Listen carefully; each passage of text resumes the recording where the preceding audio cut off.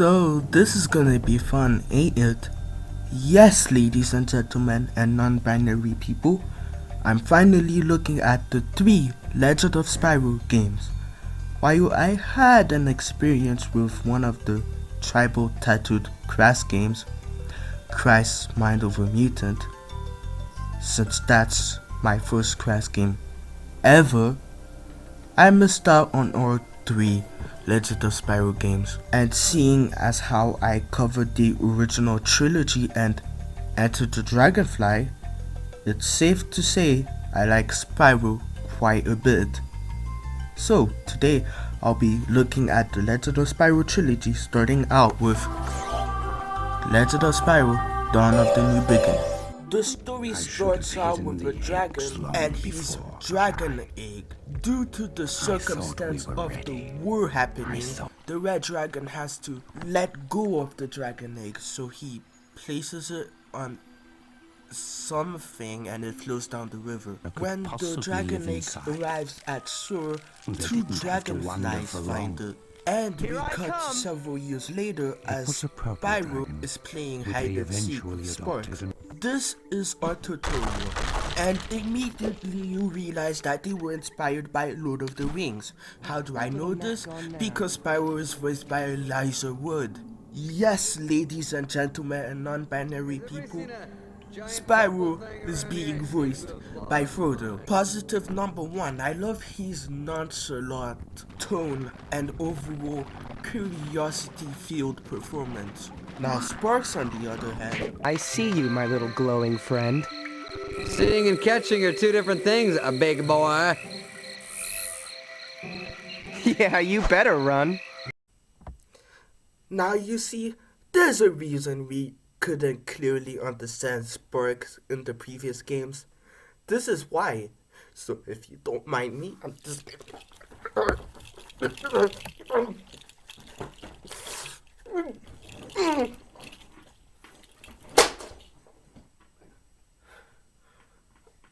I'm okay. In this game, he's voiced by David Spade, but in all 3 of them, he never has the same voice actor for some reason.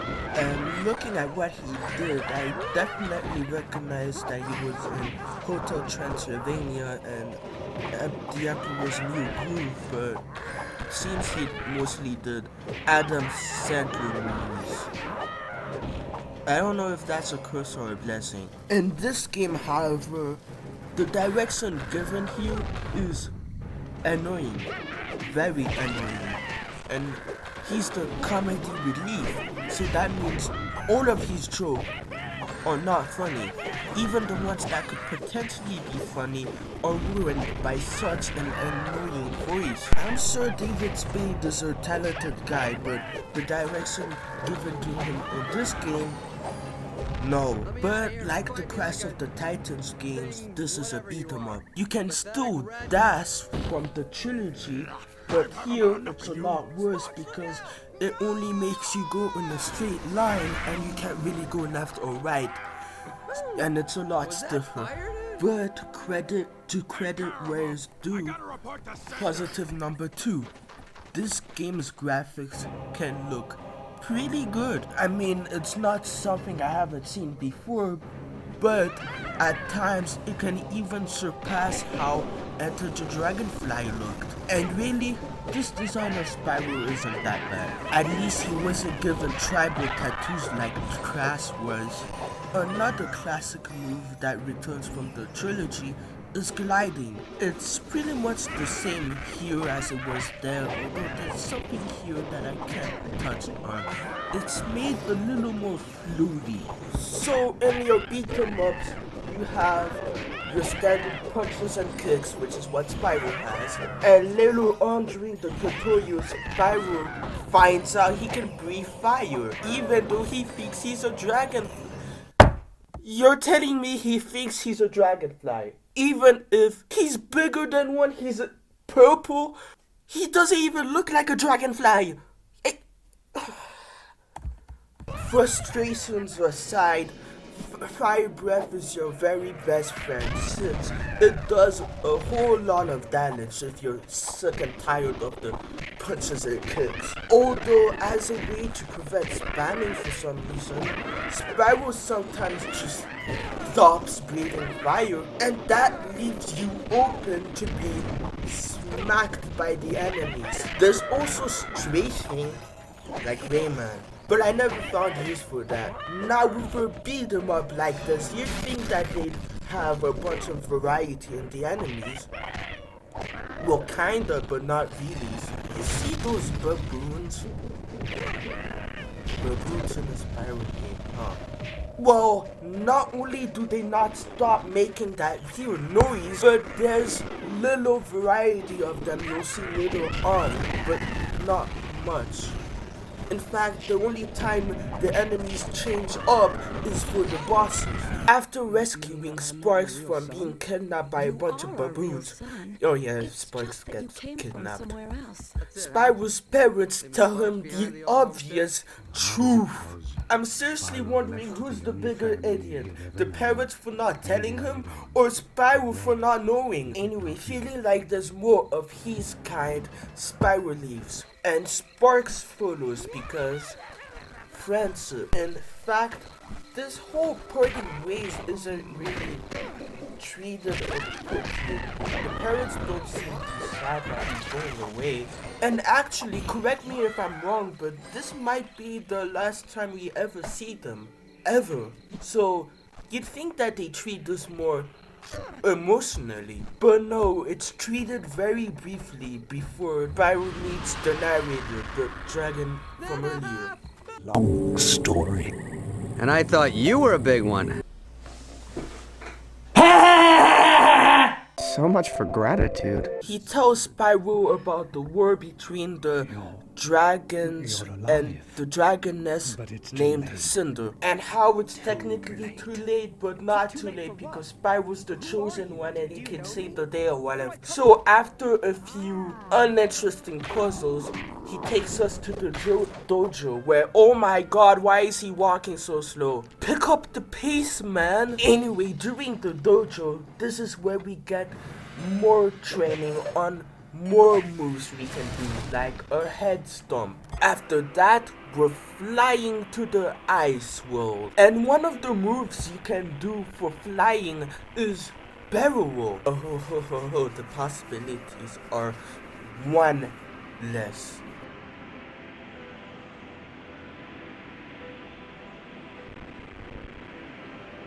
Do a barrel roll! Do a barrel roll! Do a barrel roll! But aside from that, these levels feel like a more boring Star Fox level on steroids. It's pretty long, I'm pretty sure you don't even have to move much. And if you don't attack the cannons, you will regret that because you will go plummeting down, resulting in a death. Thank God this game uses unlimited lives too. But I mean, in 2006, when this game was released, that was pretty uncommon. But what I'm trying to say is, man, these baboons are worthless. They want you dead. Look at how many they are shooting. They can be easily dodged, but they seriously want you dead. But anyway, after a rough landing that makes whenever Tails lands look like a masterpiece. That's gonna hurt. Sounds fun. I wanna hang out with this guy. They end up in the Ice Kingdom. Not only do you get a few puzzles with the catapult, but you also get a new breath. In this world, you get the electric breath. Essentially what Enter the Dragonfly was trying to do. This one isn't too great though. It's puny and not that great to deal with enemies. So stick with fire. The other ones you'll get after this are much better. But the electric one, it's puny. I mean, a toaster and water can be more powerful than that. Don't try that. No, don't try that. Why shouldn't you put a toaster in a bathtub full of water? Because your toast would get soggy. I guess that's one way to put it. Eventually, you meet up with the Ice King, the first actual boss of the game. He's got a larger health bar than even the biggest you faced before. I'll be honest, the boss battles in this game aren't bad. they all went bad. But this one, for example, just ended up being so mindless. Like, look at the first boss, Ice King, for example. He felt really tedious. His attacks are hit and miss. He normally uses his force field, so most of the time you have to avoid his attacks until he tires out, leaving you the opportunity to attack. Every time you defeat the Ice King, he starts to fall apart, but would switch to a different weapon, forcing you to repeat the entire process again at least 3 or 4 times. It's really repetitive. As we head back into the dojo to learn more about our electric breath. Wait, why the hell is he yellow? Did I miss something? So is this pretty much like whenever the doctor regenerates?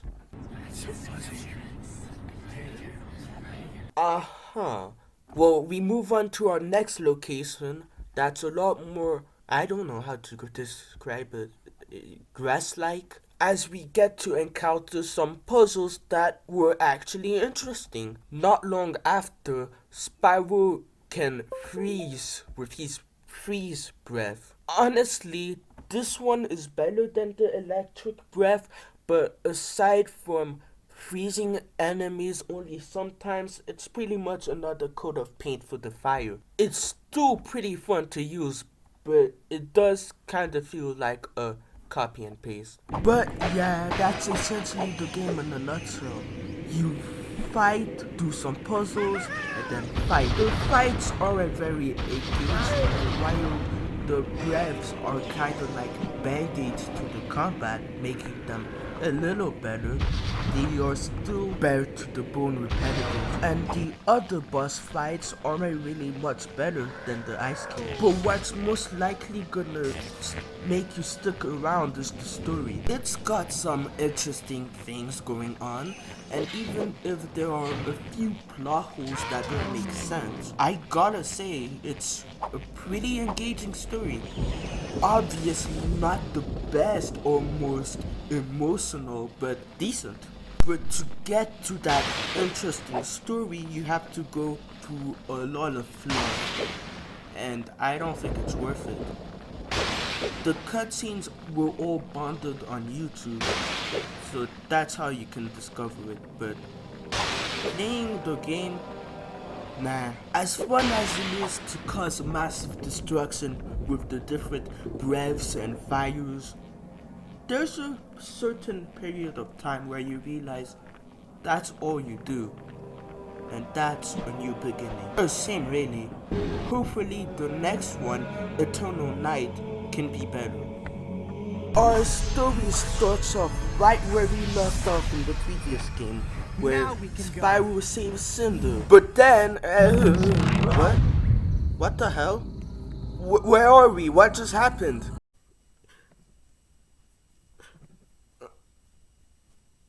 You're tearing me apart, Spyro! Eliza Woods returns once again, and he's as great as in the first game. Why do I But have to want they've some? changed I'm Sparks' just ready to begin voice, the and best day ever now that the evil psycho she-dragon he is sounds a gone. little familiar. What? Cinder? What do you mean, Sparks? Whoa, calm down, big fella.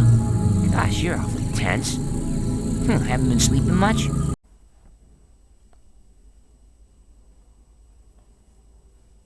Oh my god. That's Billy West. They got Billy West. Oh my god. Oh my god. You know, Sparks, what Rayman from Rayman the Okay, Animated ready? Series, Fry Have from to get some fresh Futurama, air. the Red I don't sleep M&M, much myself these Stimpy days with, from Ren and female Stimpy, fright and now he's hanging an ugly looking dragonfly. Behold, I mean, there's credits to Billy West, out at into least the he makes garden. Sparks a little more bearable to hear. Gives me the Sparks still isn't funny, but at least now I can rest easy knowing Come that on, he's we have voiced to by find Billy him. West. But anyway, it turns out that Cinder escaped and we need to follow after her. I say escaped, it's more like ran away. But this is when the game starts once again, and I gotta say, it seems that they listen because there's actually a lot more enemy variety. Not just that, but the enemies have been made a lot more tougher so that you will be forced to use the different moves the game teaches you. And they can be pretty fun. After some pretty awkward sneaking, and I mean pretty awkward sneaking,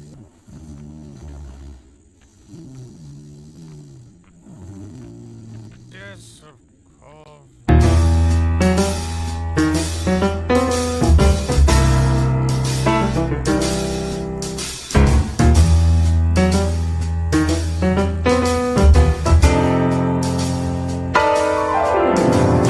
we find her, however, and That's she good enough feels for like me. she doesn't Let's belong. go. And See after ya. some horror comedy Please, from don't make this Sparks, harder for me. Nobody blames you for what happened.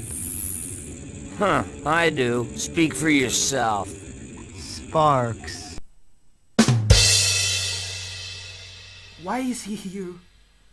She leaves and Alternating eyes. Spyro doesn't seem to be lessens too the strain, but bothered I by tell ya, that, despite taking him a making a toll. fuss about it earlier. Twitch always there.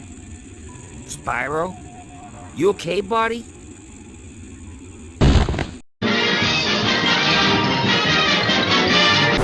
Okay, that's not actually what happens. Instead, he finds himself in his enigma, I guess, where a mysterious voice makes him find out that purple dragons can control time. This is also where we learn how to breathe fire again. Unlike last time, we not only have a health bar, but we also have a magic bar. And that pretty much means that the time slowing down ability is used for a limited time. I'll be honest, I struggled a bit with the time thing since I kept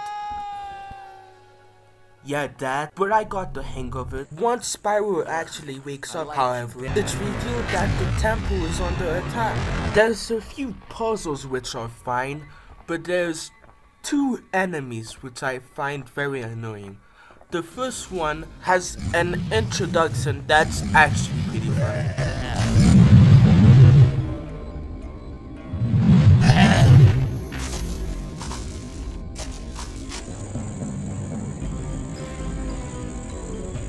The enemy itself though, well, the first thing he does is, I was frozen today!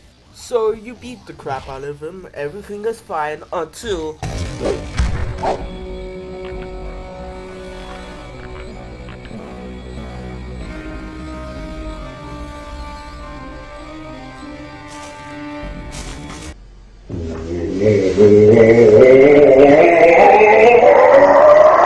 and I got killed by them because of that. Needless to say, those aren't the worst part. The worst part are the snail riders. It's especially hard because the snail is in the way and you can't damage him. You have to damage the rider. Admittedly, the first few hits aren't too bad since you can fire at the snail to make him hide and then fire at the rider. But then, once you try to fire the snail, he just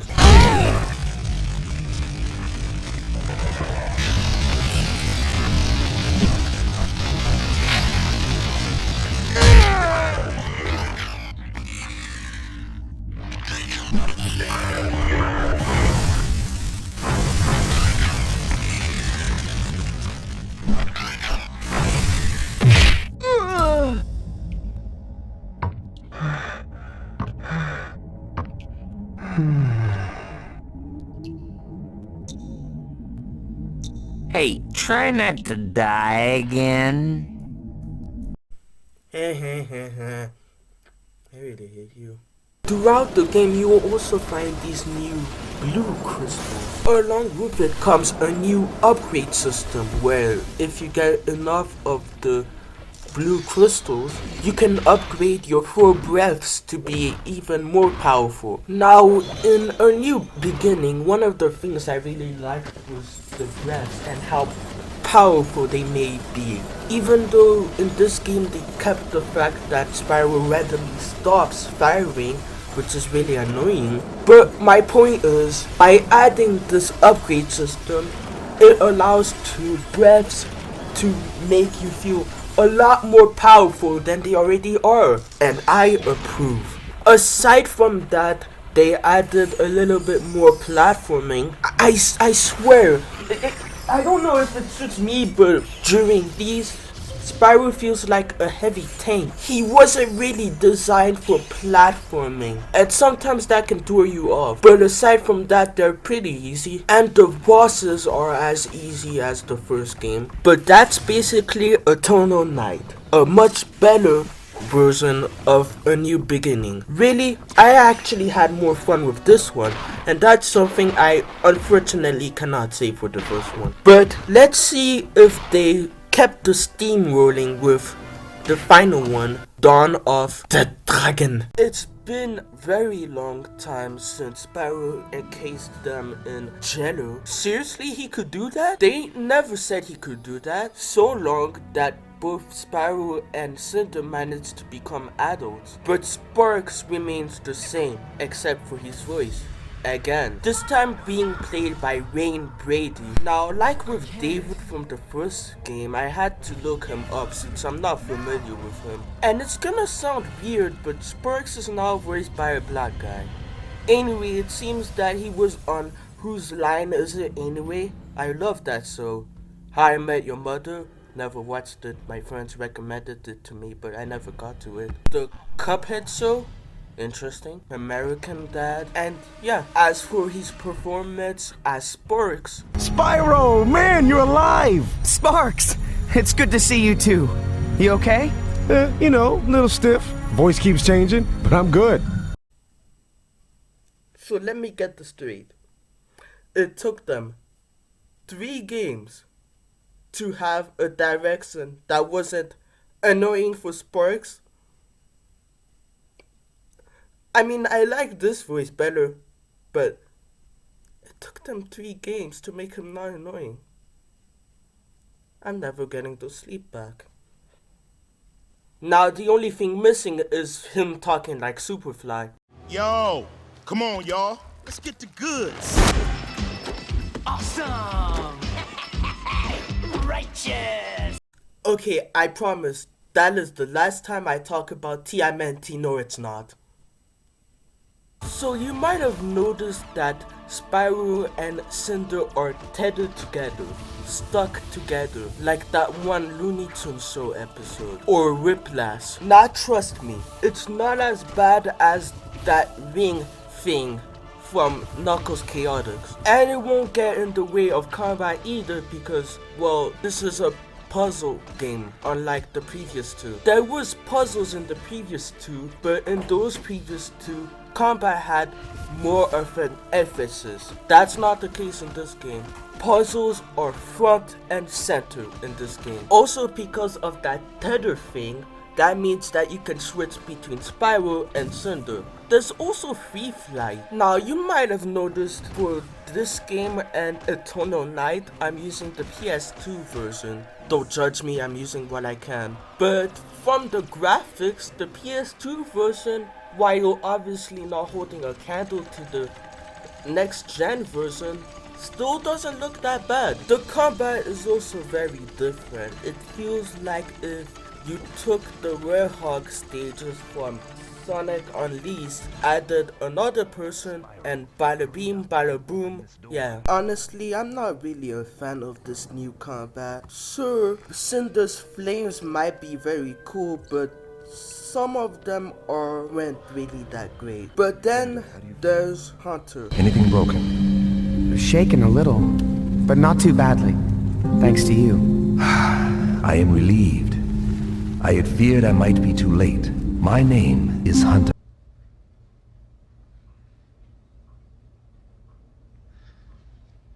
Look how they massacred my boy. It's pretty much like if you did this.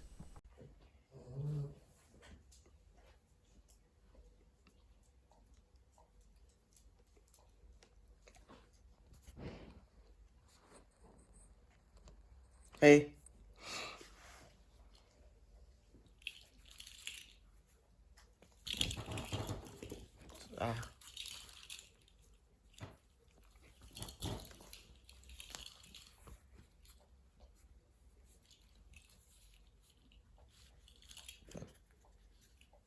You're now the new reviewer. Now, the combat might not be the best, but the puzzles aren't very interesting either. You'd think that in the third one they'd want to make the puzzle more challenging, but instead they are very simplistic in nature and leave a lot more to be desired. Now, going back to the combat for just a moment, this one is pretty much the worst when it comes to length. The only thing that comes close might be the first game, but these ones last longer. They just keep throwing enemies at you, and it can be very tiring. The bosses are once again not that hard, and honestly, it might just be me, but for this game in particular, I feel like this is where they really tried to be Lord of the Rings. At least with the previous two, you can kinda, sorta, maybe argue that they were only influenced. But here, you can feel the vibes. It's just a bit much. But I mean, hey, you can easily prove to me in the comments why I am an idiot. But in my opinion, this is the worst one out of the three. Pretty much it goes Dawn of the Dragon, then A New Beginning, then Eternal Night from worst to best. And that's a shame because they really had something going with this trilogy, but they just kept on fumbling and fumbling and fumbling until they just stopped. Now, I see a lot of people love this trilogy, and good for them. Have fun. Truly, have fun. But as for me, the first one is too monotonous and repetitive. The second one is where it truly gets good. And the third one is pretty much not really that great, which is a shame. But for my money, a game that has a dark story with a bunch of cartoony characters, the best of that belongs to Mad Rat Dead. I'll see you guys next time. This is wow. I mean, this is crazy.